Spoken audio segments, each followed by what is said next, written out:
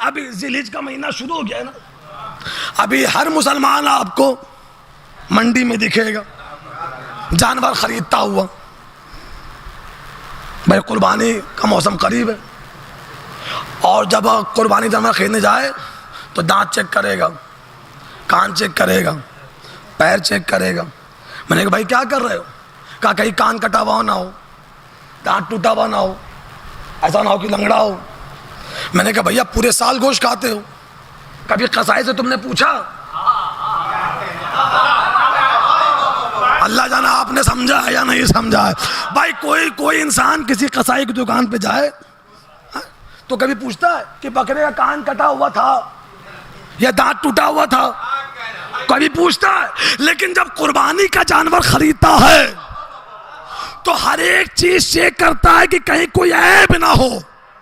میں نے کہا بھائی اتنا چیک کیوں کر رہے ہو؟ انہوں نے کہا آپ سمجھے نہیں, چونکہ اسے ہمیں قربان کرنا ہے, اسے ہم نے بحیثیت نشانی قربان کرنا ہے. کس کی نشانی؟ جو دمبا اسماعیل کی جگہ پہ آیا تھا, اللہ نے بھیجا تھا. میں نے کہا اتنی چیکنگ کیوں کر رہے ہو؟ کان چیک کر رہے ہو, دانت چیک کر رہے ہو, پاؤں چیک کر رہے ہو. ان کا آپ سمجھے نہیں, چونکہ جو دمبا آیا تھا وہ بے عیب تھا. اللہ جانا آپ نے سمجھا یا نہیں سمجھا؟ چونکہ جو دمبا آیا تھا وہ بے عیب تھا.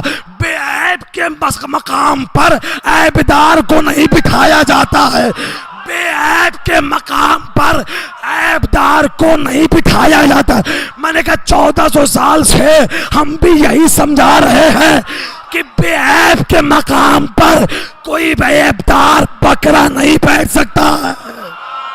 توجہ ہے یا نہیں ہے آپ کی؟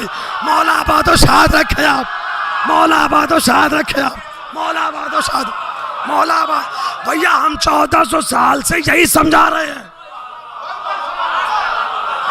کہ بے عیب کے مقام پر کوئی عیبدار بکرا نہیں آ سکتا. عجیب مزاج ہے مسلمانوں کا. جانور بے عیب ہو تو اس کے مقام پر عیبدار جانور نہیں بیٹھ سکتا. اور محمد کی مسند پہ 40 سال تک شراب پینے والا بیٹھا. توجہ ہے یا نہیں ہے آپ؟